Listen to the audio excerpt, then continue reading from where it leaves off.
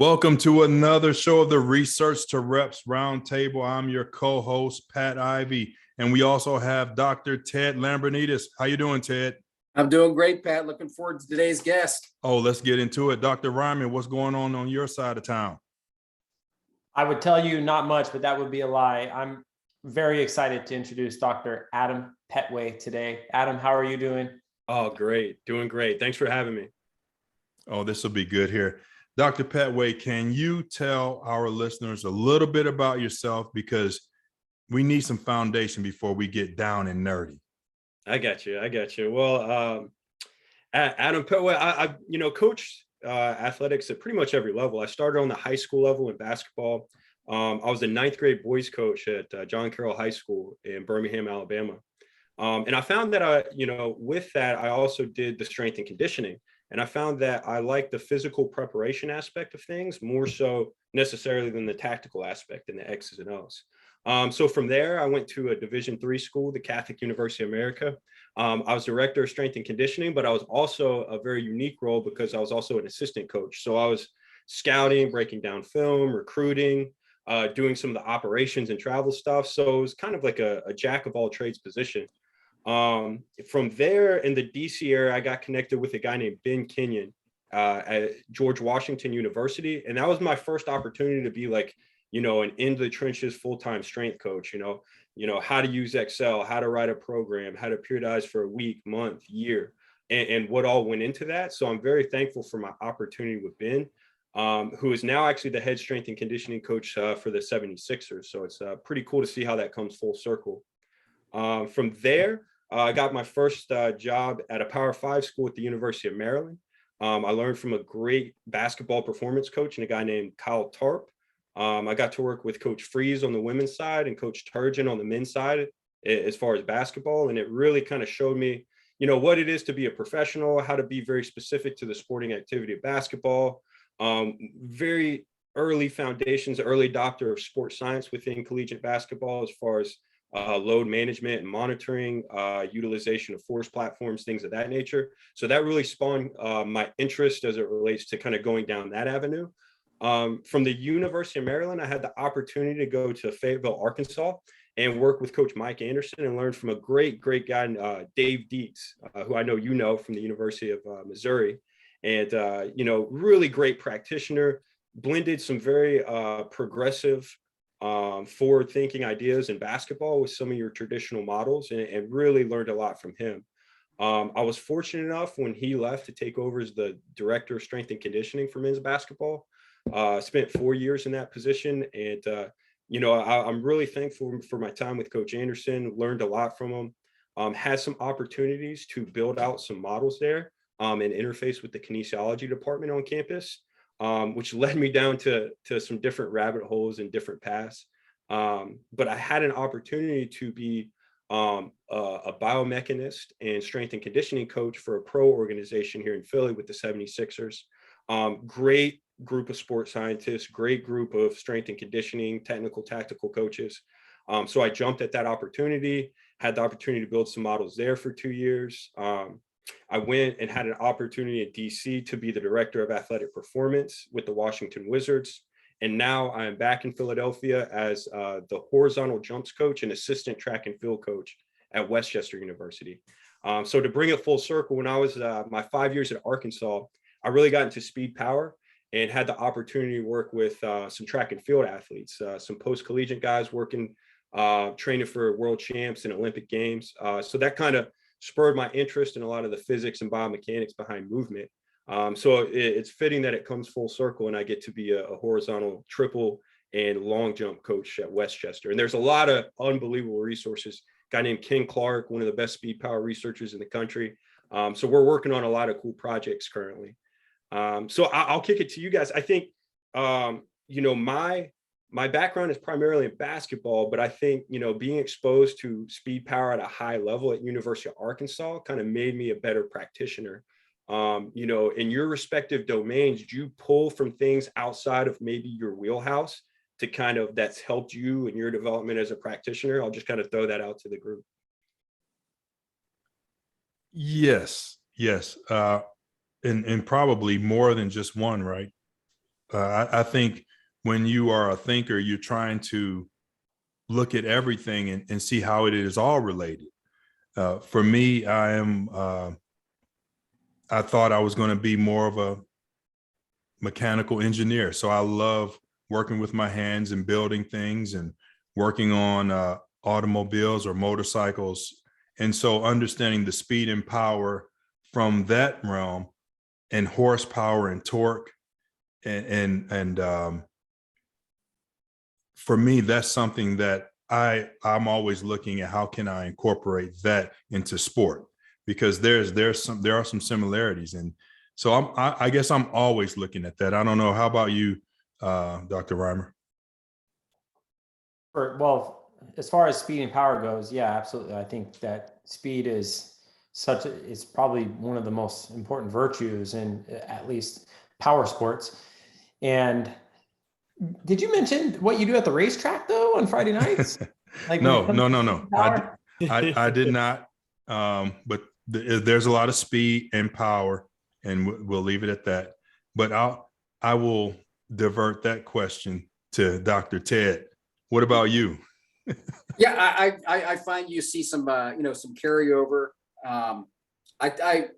My experiences have been the difference between football and basketball. Was I thought football from the football coach's perspective, very detail oriented. I mean, you knew what practices the schedule was going to be, from the get go. And a lot of times with basketball, the day arrives and you go, what's today's schedule? I found to be a lot more managed by the seat of your pants relative to the schedule for the day. But in terms of the periodization of what you were going to do was pretty consistent and clear to the players. Sometimes it was time of day, when was the shoot around and so forth. I thought football coaches relative to practice had more it was zipped up a little tighter with long-term planning. Right. Yeah, Adam, I'm going back to when I first became a graduate assistant, and here I am. I'm finishing up a professional career as an athlete, and I become a graduate assistant, and I'm told my team assignments are the track and field team and cross country, so the baseball team, wrestling team, and the red shirt football program. So, I mean, that's a lot of athletes, right? And for someone that really did not go to school for this, like my learning curve was really steep, but working with all of those athletes, baseball, throwing, rotational, track, the jumps, the throws, then you had to understand the distance athletes as well. And then wrestling, that's just, I mean, wrestling, where do you even learn to train wrestling besides being a former wrestler? So I had to learn a lot on the fly, but speed and power and quickness in all of those different sports, I learned to see how the human body, how you could develop athleticism, and they translate to sport. So I don't know if that's kind of what you were getting to. I was just joking a little bit about the racetrack thing. Just a little though. Like, how was Friday night anyway? It was good. Saturday was good. So I have a hobby of making motorcycles go fast. I got you. Nothing wrong with that. So we're talking, I could see this conversation going a lot of different ways, but there's a few things that have been brought up. One, this idea of periodization in football versus basketball. And recently you just published a paper on this topic in college basketball. So I'd love to hear about that, but we're talking about speed and power as well. And you've also recently published a book on basketball mechanics. So I'll just pass it over to you and you can go whichever direction you want to. Yeah, no, it's that was a fun project. The paper that we just published, it was really good group, and it was from a data set within a 3-year period at the University of Arkansas. Last year was my data collection for my PhD, so it's almost like closing a chapter, and that will be like the last thing we use from that time period. So it was really a unique thing. So a lot of people ask me, if you haven't read the paper, it is in the International Journal of Strength and Conditioning, and it's a free access paper. So go and look it up. But I get asked all the time, we just use duration as our training load metric. And people were like, well, why didn't you get heart rate? Why didn't you get accelerometry? Why didn't you get RPE? And, I just told him, I said, I communicated with the head coach. We used all of those things in my first 2 years, and it just fell on deaf ears. So I said, well, what do you want to see? Like, what do you value as a load metric? And they just said, tell me how long I went and tell me how long my 5 versus 5. So there was that kind of communication aspect of like, okay, we just use that through necessity because that's what the coaching staff wanted to see. Now we did it through a 3-year period, and then we compared it to the outcome measure of closing spread point differential, which, give credit where credit's due.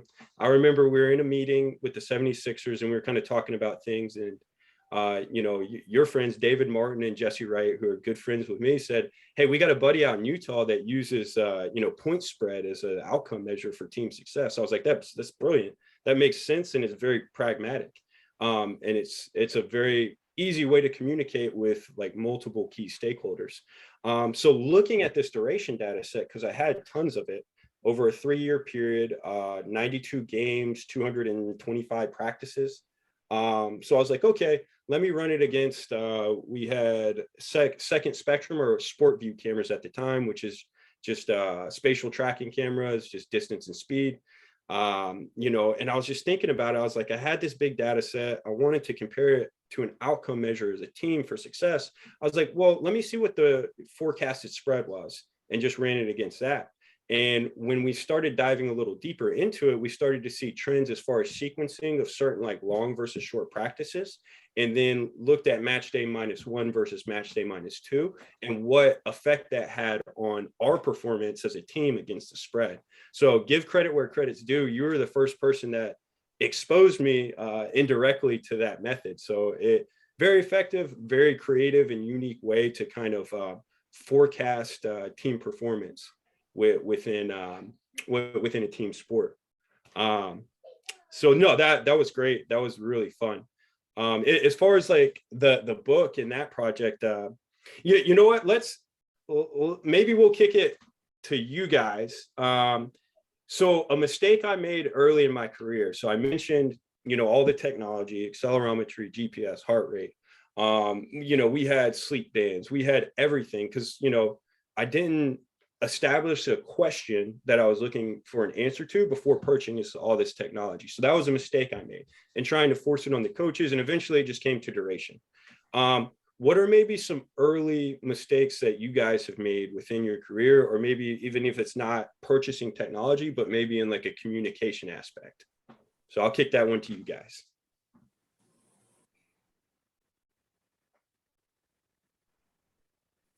Crickets. I can jump in on that real quick. Yeah. So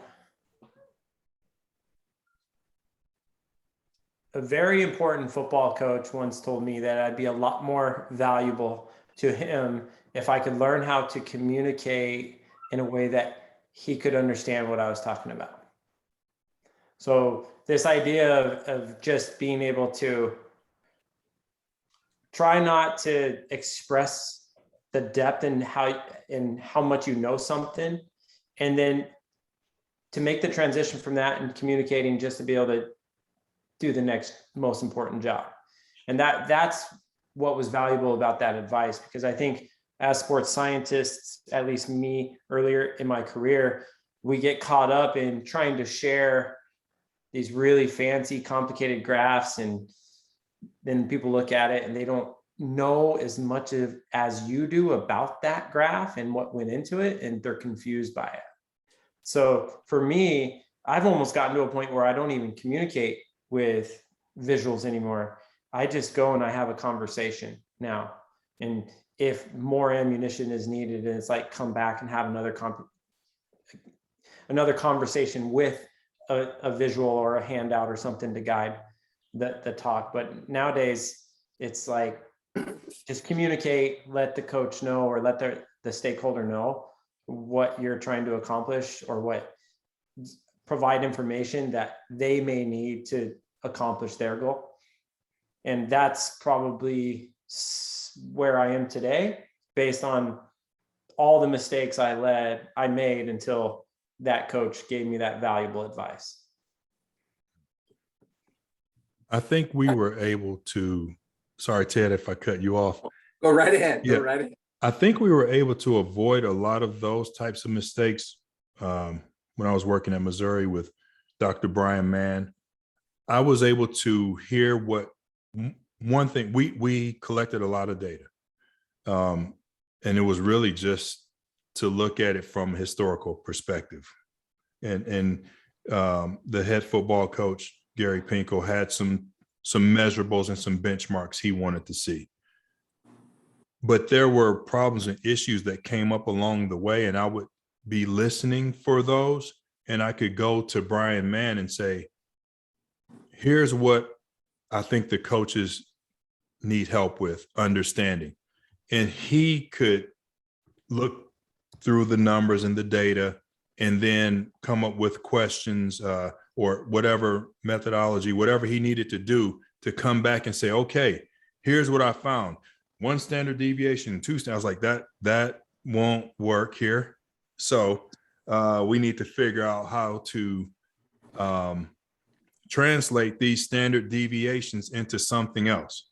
And so they're even trying to help them to helping Dr. Mann understand, okay, this is how coaches think. And I know how you think, and it's way out there. Like you can get really smart with it. So how do we bridge the gap here? Take these standard deviations. So if we're talking about power output, power speed output in terms of standard deviations on the team, what about animals? Can we look at if certain animals have certain characteristics that exemplify or personify what those standard deviations mean? And so we came up with this cheetahs, lions, and rhinos based on standard deviations. And the coaches made fun of it at first, but it gave us a chance because the O-line coaches didn't understand how they could have a cheetah.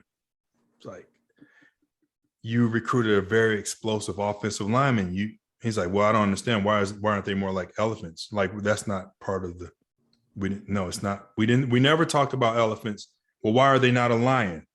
And so we would have to explain it. It was still tough, but we had a chance. And I think you have to have those people in that process that can translate that information and have their ears to the ground on what the problems or questions are. And then how do you translate that data to those answers? Go ahead, Ted. No, I just agree. I think that the mistakes I made are the clear path to communication is this is what the coaches want. This is how they need to hear it. And I think refining communication, collaboration skills it's a never-ending process. I might throw in another really good example, and this relates to the closing point spread differential. When we first started doing that, it was actually with our men's basketball team. And I brought in an intern. His name was Kevin. And if like us with our glasses on look geeky, now Kevin took geeky to a new level. And he was coming in for basketball analytics specifically. That was his internship. And we were doing some pretty wacky stuff with the closing point spread differential in college basketball and sequencing in a similar way to what you did in the paper, series of events that would lead to specific outcomes using that. And we had it all codified with like numbers like 1, 1, 2, 0, 1. And we think this is just like really cutting edge stuff. And I'm telling you, all they heard was, you're using point spreads, like keep that away from me because we're going to get in trouble for gambling. I mean, it went nowhere. But then when we started doing it with football, we changed the language. When we started doing it with volleyball, we changed the language even more, and they don't even have point spreads. But we got to a point where it was like really easy to have those conversations with coaches, but we started really, really technical. So I just thought of that after this conversation. I'm like, man, I have a really good example that actually relates exactly to what we just talked about. But you said something that stood out to me, this idea of like adopting technology and collecting data, and how maybe you need to start with the question or the problem or the goal. I might throw it over to Ted and just say, like, with all of your interactions in the NFL, what is their philosophy on data when it comes to data, and how you might be able to use data, both before and after you have a question? I think it depends on what aspect of the data is, because you've got, let's just say you go to some organizations and you go, hey, I'd like to meet your director of analytics. You go down the hallway, and this organization may have a person that is all concerned with the analytics of fan engagement. And you go to another squad, and their director of analytics is, they can tell you every tendency of their opponents. Does this team change game plans typically first half, second half? They can look at where the heat maps are for pass completions, where the probability of a gap would be more successful than another gap in a run. You go to another organization and they have somebody specifically there to handle the data analytics of the performance staff. So you have data on 3 different levels within the NFL. The key is how do you share that effectively within the organization? And to your point, we've got great data. How can we make it actionable? I mean, I've had meetings going over data with coaches, and I said, all right, do you want me to put that into an Excel sheet for you? And one coach says, what's Excel? So, so I think there's a range of how data is utilized. I think how you present it, I think, Ernie, is crucial, and that is keep it simplified and customize it. Like you said, you might have the same information, you present it differently in a different sport. And that, to me, that's the art of taking what you do and having a great understanding of it. I'd like to ask Adam a question, and that is the paper that you just published. If you were to give a talk to head basketball coaches at the National Basketball Coaches Association, how would you summarize your findings and how they could put that into action? If you feel like you need to kill them in practice, do it as further away from the game as possible. So it's like what we found is like our higher volume practices, match day -2 had less of a significant effect than match day -1. If all days across the board leading into competition were hard, then it did have deleterious effects as far as how we performed in games. So if you're sequencing like a high-low type model within your microcycle, probably 2 days out, really hard, 1 day, brief in nature, keep it quick and keep it moving. And that seemed to be the best sequence when you look at volume and intensity of practice that gave us the best outcome during games during a 3-year time period. So if you're going to kill them, do it as further away from match play as possible. What were the typical durations of the practices? Yeah, so the range is varied. The range is varied. So we use quartiles. So long, short, very long, very short. And typically within that, you looked anywhere between an hour to an hour, or to an hour to about 2 hours. So 60 minutes to about a 120 range was usually what we were dealing with. So, question on that though. So there are some basketball coaches, as Ted expressed earlier, that kind of they go by feel. and they show up, they practice the way they feel they need to practice, they get the work done they feel they need to accomplish that day, regardless of when the game may be. What about the coaches out there who may be a little bit more less by feel, where they have kind of they've mapped a multiple day plan in mind going into the game? A lot of those coaches, even basketball coaches, would say, well, I already know that, Dr. Petway. So now what are you going to study that's going to provide value to us, that's going to help us be injury free and win basketball games? Yeah, that's a good question. I would say, how you sequence training, volume, and intensity, obviously they have like an intuition, but that study for a 3-year time period, I guarantee you, if you tried to replicate those findings in a different athletic population, you probably couldn't do it, just because the way we practiced and the way we played were so unique. I worked for a coach that we did 3 things every day in practice, and they were the same. The only variance or variability was how long we did them for, right? So again, duration was king for that environment. What I would say to that coach is, okay, how can we scale certain drills to meet intensities that we want? Is there a tactical component to where we feel like we have to go longer or harder in our bigger games? So instead of just saying, okay, -2 do this, -1 do this, maybe getting a little granular to say, okay, tactically, is there anything we can do? And then environmentally, because all coaches are different. In the NBA, there was a couple of coaches I worked for, they would have menu items of drills up to like 300. So there was huge variance in what each day looked like. And there was a high minute group, low minute group. Obviously your vets weren't going to do as much on those like off days as your rookies. So there's a lot more variance in like the loading parameters. So I guarantee you, and I'm super curious too, just to kind of put it out there to see if anybody does try to replicate it, because I don't think that you could do that with many basketball programs. But after being in the program for 5 years, I can say little variance within day to day. It was just how long we went. Like we knew we were going to scrimmage 5-on-5. We had our drills leading up to that, and that's pretty much all we did, like during our training sessions. So it was very kind of standardized. Now, Adam, the other thing I've noticed in college basketball that's changed over the last 25 years is, and I didn't know if you accounted for this, is how god awful long some of the shoot arounds are. I mean, some of them are essentially a practice, and it's game day. Yeah, absolutely. Again, time in the building and time on feet do contribute to load for sure. So it's like when you're looking at that and trying to quantify, like even the cognitive stress of just being in film for 2 hours or something like that, like that does wear on the athlete as it relates to performance. So you're right. I've worked for some coaches that would just want to keep that brief, do the same thing like every time, just get a feel for the gym, maybe put up a couple shots, get some corner threes in, get some free throws, and keep it moving.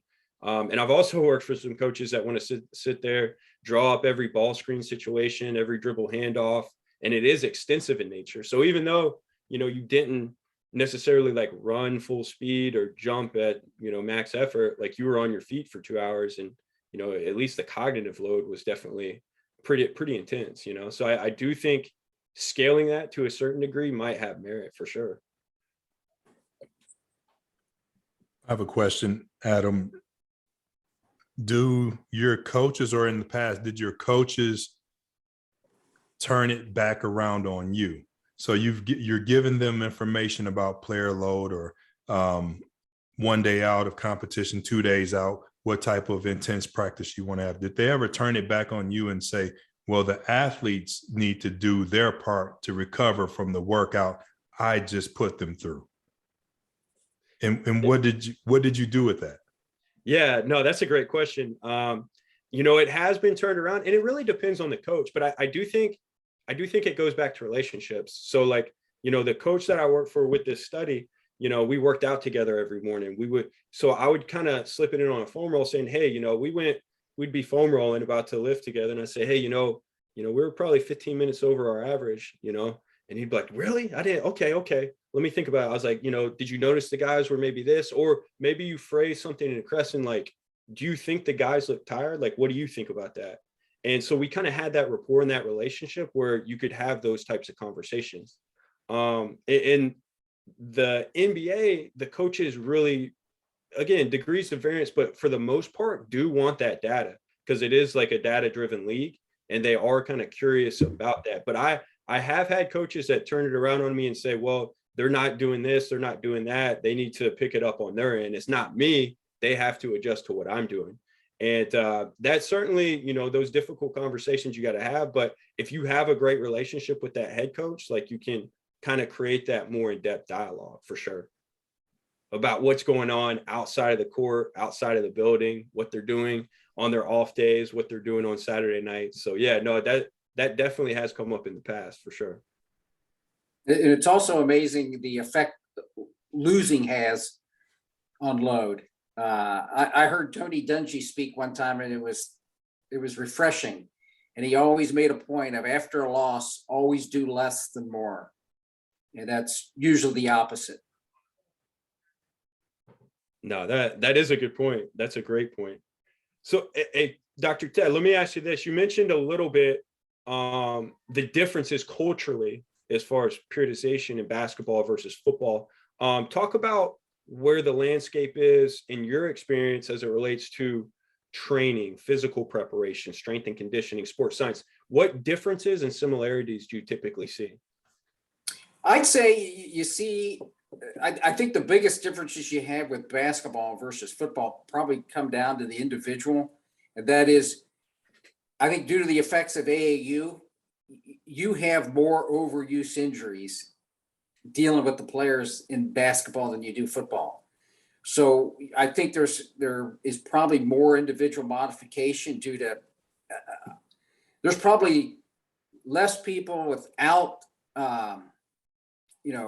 patellar tendonitis than with it. So, you're always managing some types of overuse injuries. And I think the data points that out, is the role specializations had in the NBA. I don't think it's been good. And I think it makes your job harder. But in terms of, looking at macro, micro cycles, I think you'll see some similarities, but the congestion of games obviously is, a different factor in the the length of the season. So I think you have to do, I think the insights from a basketball practitioner, I think you have to stay on top of it, probably a little closer, just due to game congestion and then the sheer length of the season.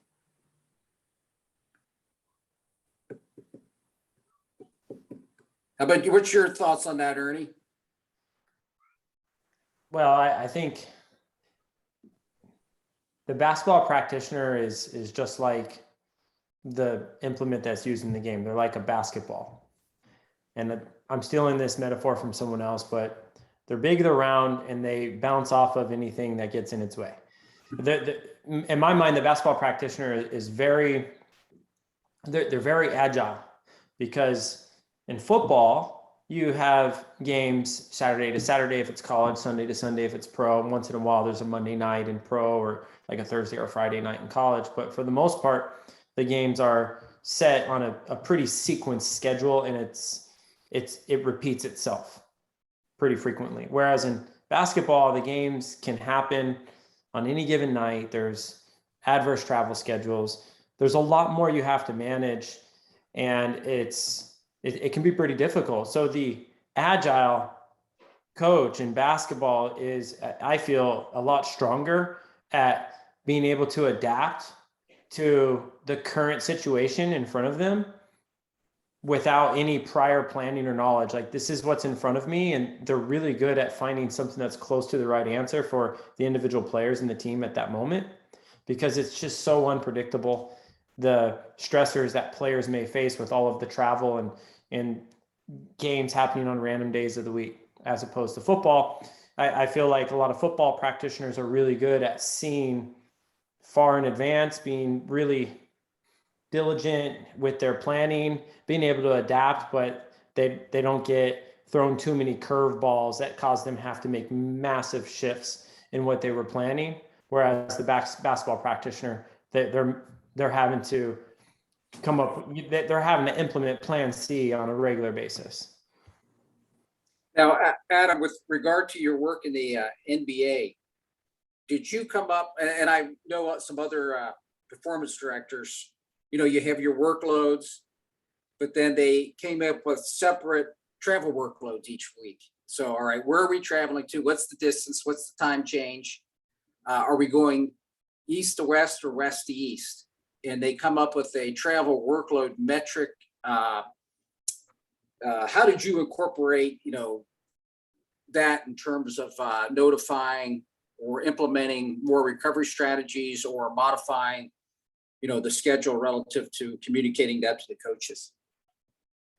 Yeah, no, that's a great question. So fortunately, I was lucky enough to work for 2 Eastern Conference teams on the Eastern time zone.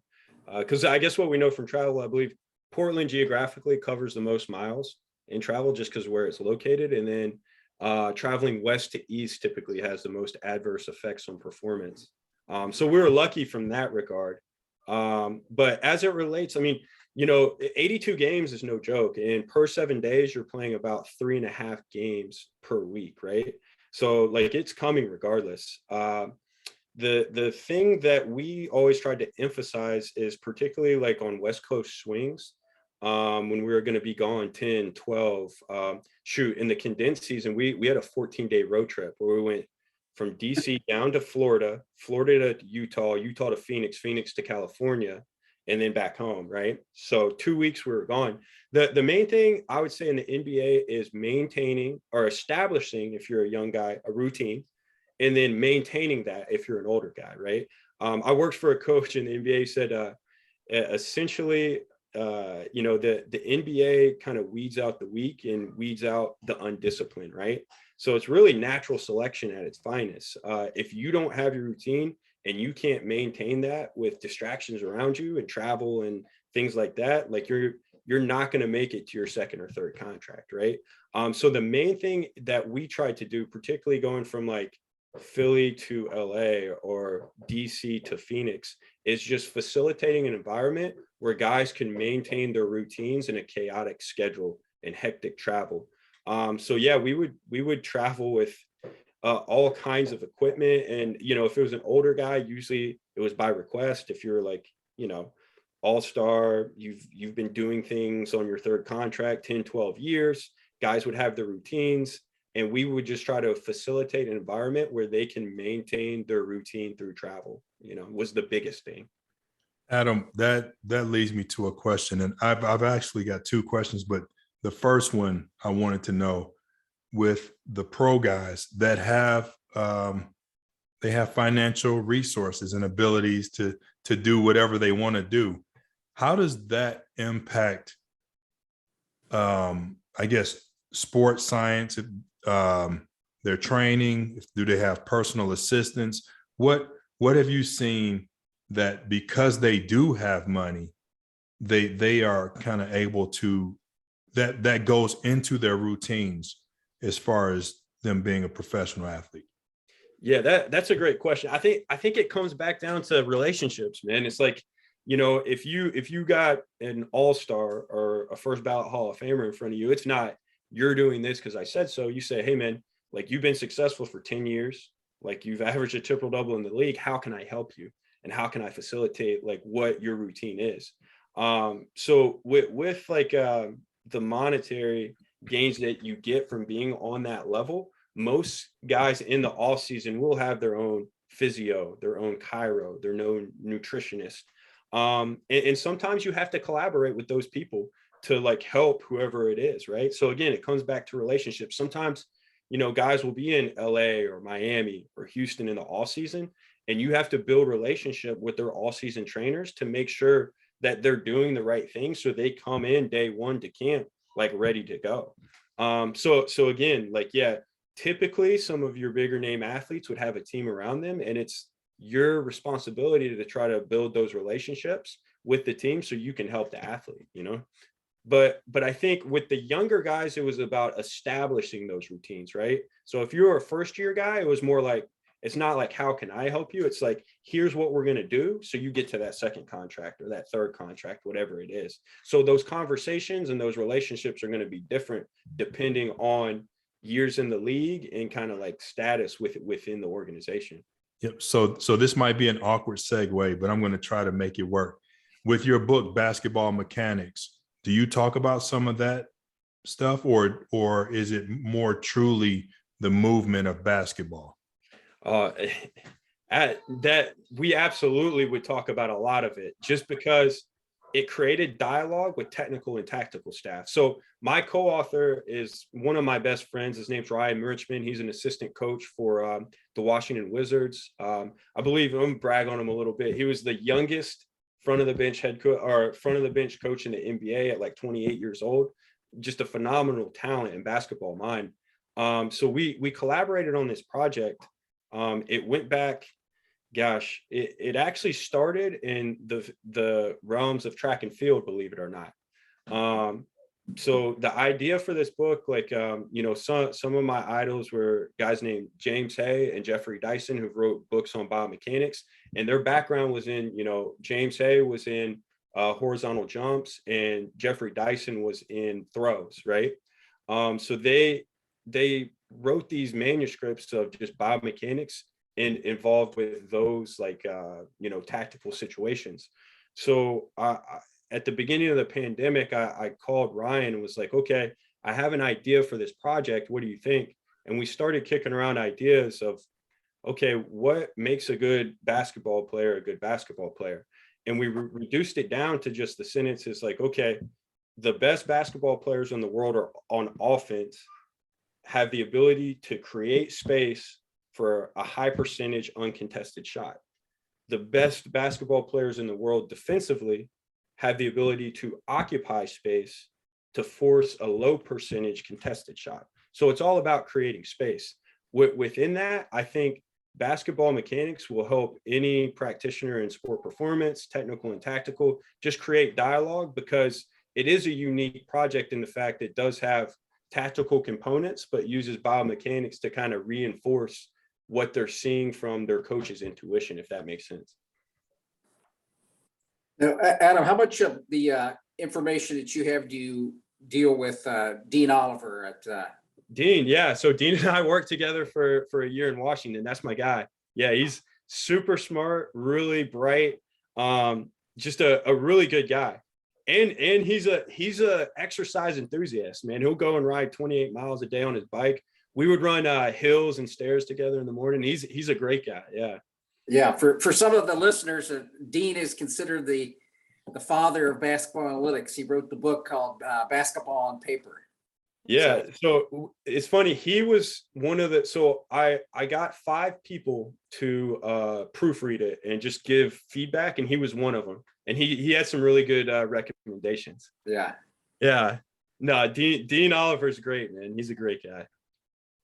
Look at there. Dr. Reimer just pulled the book off of his bookshelf. Nice. That was lucky. You're lucky. Let's see a copy. Let's see a copy, Ernie. How about that? Well, so I got a question for the group. Just differences and experiences, collegiate athletics versus pro. Dr. Ivey, I know you have an experience, playing and coaching. Dr. Reimer, I know you were on the Olympic level at OTC and been in the collegiate environment. And Dr. Ted, I know you've kind of worked in both in, consulting and coaching. What are typically the differences that you see? And then are there any like indicators of success that are like global? Wow, that's a broad question. I'll try to answer it maybe on some areas that I'm focused in on currently. And I think college and pro are morphing closer to one another.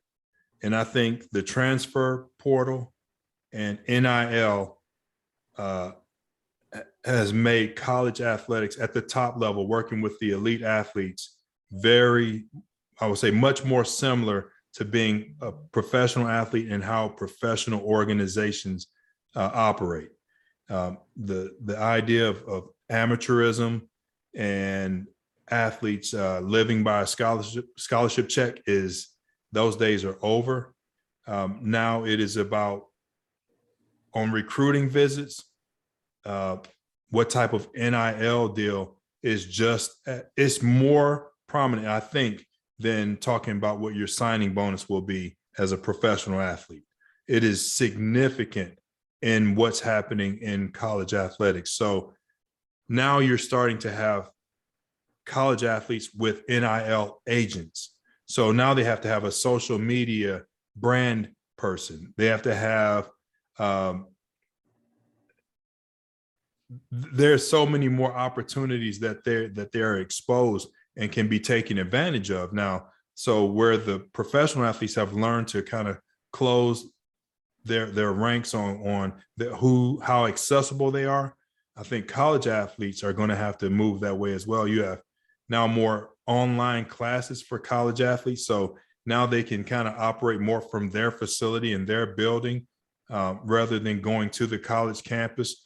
So it's really interesting as I'm watching how the two are becoming more close in terms of what the athlete experience is. Yeah, I think in terms of the characteristics of your high performers, I think the ones either collegially or professionally that have a true pro approach to taking their daily planning. They know exactly what time they'll be getting up, and they stick to a plan each day in terms of taking care of everything that's involved in their life. They have their true pros, and I would think college kids are developing that mindset sooner now as a result of they technically are pros. I think the stats were in the NFL draft this year, 25% of the draft picks were transfers. So, as a strength coach, though, you think, well, we have a 4-year plan for this individual. I think strength coaching now at the collegiate level is very similar to the pros, and that is you may have a kid for 1 year, maybe 2 years. The number of 1-year contracts in the NFL is high. So in terms of your plan for those players, a lot of times you got a 1-year plan. But I think the players that, if you could communicate the why and they have buy-in, those are the guys that are the high performers. Ted, the 25%, was that first round? Or I think overall in this draft, if I'm not mistaken. Wow. I'll get that confirmed, but I heard that stat. Okay. That's remarkable. Yeah, it is. With regard to the athletes, the college athlete has a lot of additional stressors on their plate. They have to take classes and there's some significant time demands around that. And the other big thing with the athletes is, I think, might be the difference between, just might be intrinsic motivation. So the athletes I worked with, they were very, very motivated. And sometimes in the college setting, I feel like we have to do all these artificial things to try to motivate the athlete.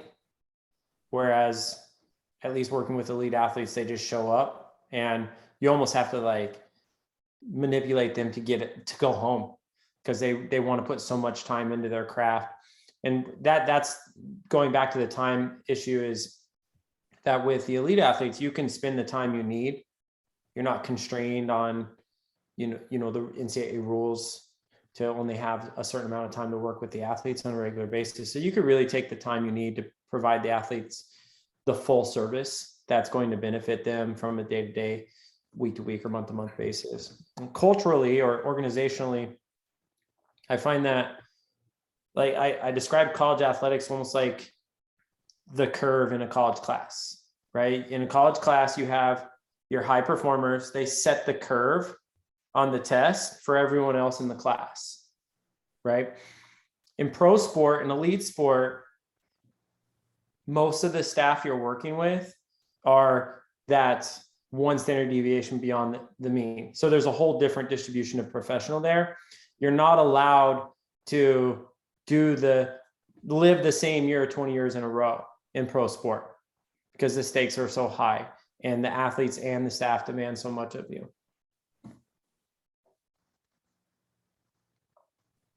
That was a really good question. Really good. Adam, what are some challenges you're faced with right now? And you are looking to, what questions are you asking right now? Yeah, so it's been refreshing. So I'm back in speed, power, and track and field. Really, it comes down to just one question: how can I get my athletes to jump longer? Really, it's like a cyclical sport. Variability is low, but within that, you can get very complex. So what we're actually doing is daily neuromuscular profiling for every athlete, and we just have force platforms just there, trackside, and we're trying to replicate a lot of the findings from some previous research we did with basketball in a different sporting population. So essentially what we did was we did a high frequency hop before and after every practice, my last year in collegiate basketball.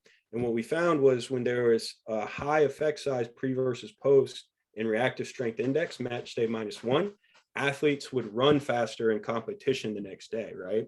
Based on our spatial tracking cameras.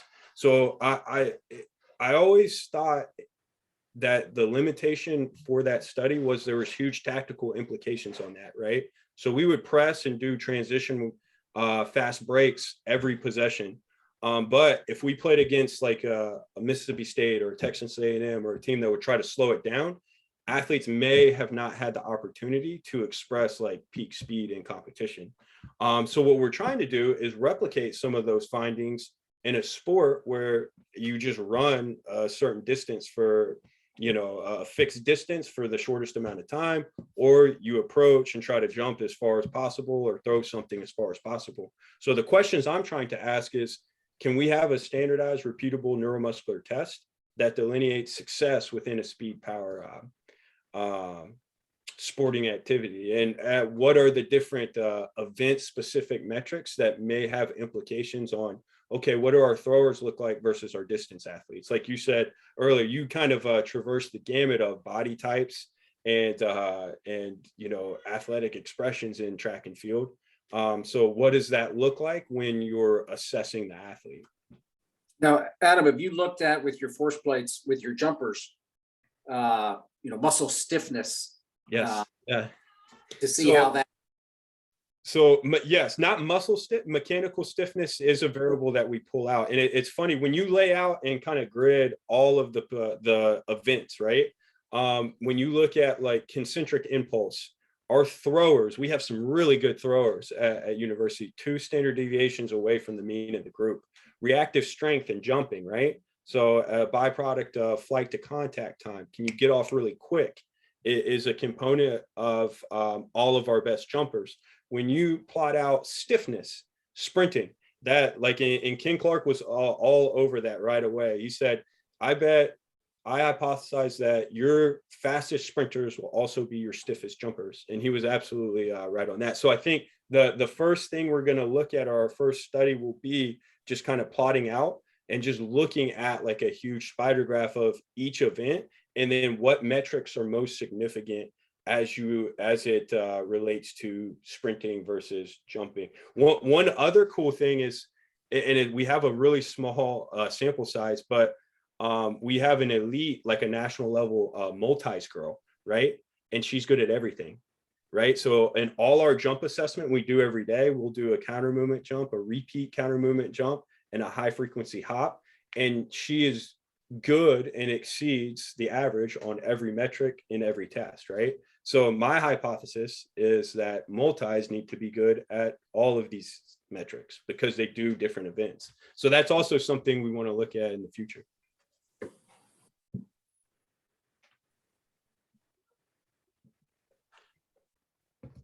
Well, Dr. Reimer, I know you've got a question that's brewing up there in your head. What are you thinking right now? Are you wanting to ask, Dr. Petway about maybe some of the things we're working on now? I don't know. Well, the first thing that was crossed my mind is we're talking about mechanical stiffness, and that word is thrown around a lot. So yes, I do want to talk a little bit about what we're working on, but if you could, Dr. Petway, could you just clarify for our listeners, what do you mean when you say mechanical stiffness? Yeah, change in force relative to the change in length. So there's mechanical stiffness and then there's muscle stiffness. So two different properties. Correct. Thank you. The reason why I wanted to bring that up is because I think that a lot of times people will associate mechanical stiffness with like muscle tightness, and they get kind of mixed in. And I just wanted you to kind of throw that out there because I knew you knew it. Apologies on my end. I probably should have prefaced that. So I guess one thing I'm thinking about right now, if this is where Dr. Ivey's going, is, you know, we're talking about how do you like get the athlete to jump a little bit further, right?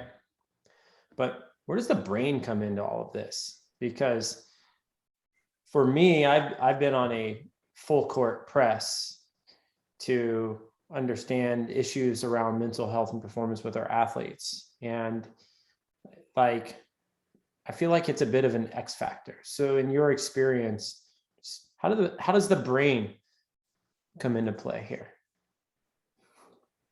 Whew.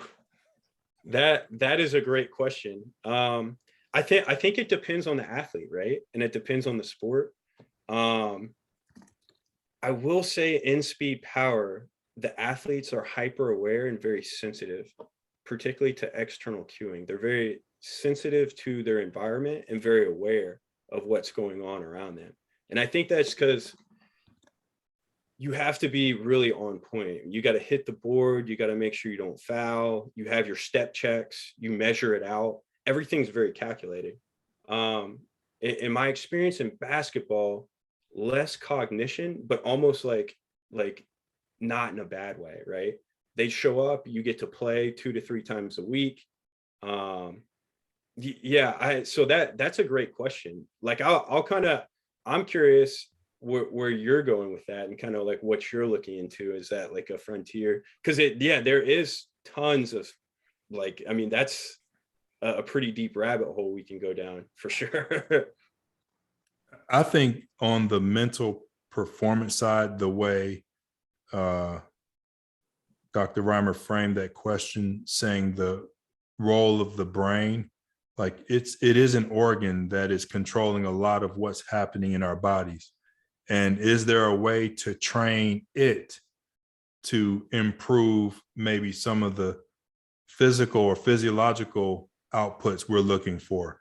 I think that is, I think you can do a tap test and you can do some other things, but can we actually train it, or how does it work in the neuromuscular system? Are there things that we can look to train the brain to be able to help us to do better athletically? That's a question I think we're trying to ask.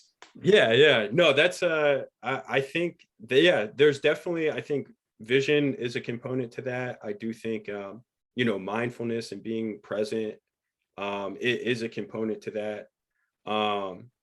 But again, I guess it just depends on like what question you want to establish. And like, I mean, there's, as it relates to motor learning as well, man, when you look at researchers like Richard McGill out of Columbia, there's just so much that goes into that. And it's definitely, it's kind of, just a deep rabbit hole.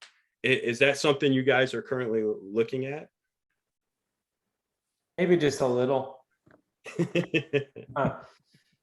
If you would have talked to me a year ago today, no, I wasn't looking at it. As a sports scientist, I always say this, I try to bring the scientific method to the issue or the problems in the challenges that we're facing.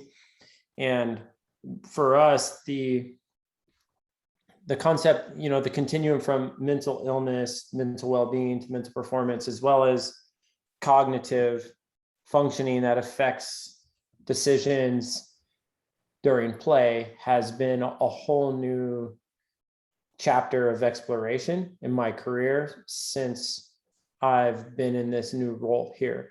And that might have been intentional. You can ask Dr. Ivey, but it's just that this is the flavor of the month right now that our athletes are facing. And these are the things that we are dealing with. And so trying to tackle it has been very, very eye-opening and very fulfilling for me too, having come from areas that are similar to yours, and then suddenly trying to understand the mental health and performance and cognitive aspects of the athlete's life and performance.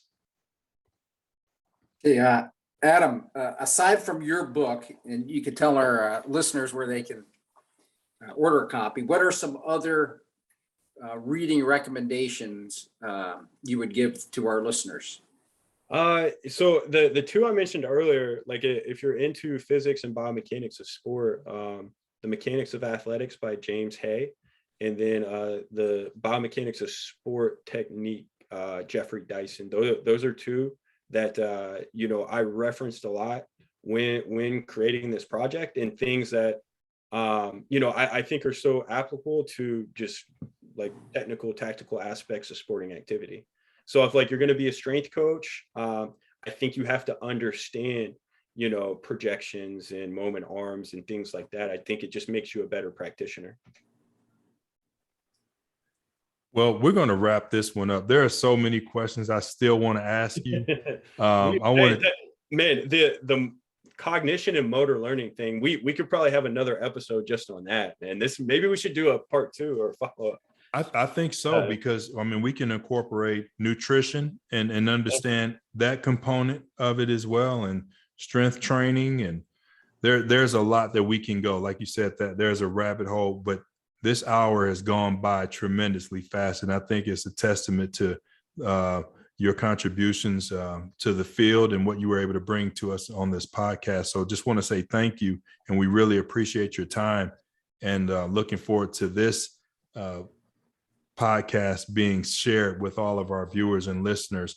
So where can they find you? Is it social media or website? What's the best way that they can find you? I'm on LinkedIn and Instagram. If there's any direct questions that anybody has for me, it's just my name, adampetway@gmail.com, and I'd be happy to follow up. And thank you so much. There's so much knowledge and wisdom in this Zoom call. Like it's an honor to be on the call with you guys. So thank you. I really appreciate it. Well, we really appreciate you being with us. Take care and have a good evening. All right. Thank you. Thanks, guys. Take care.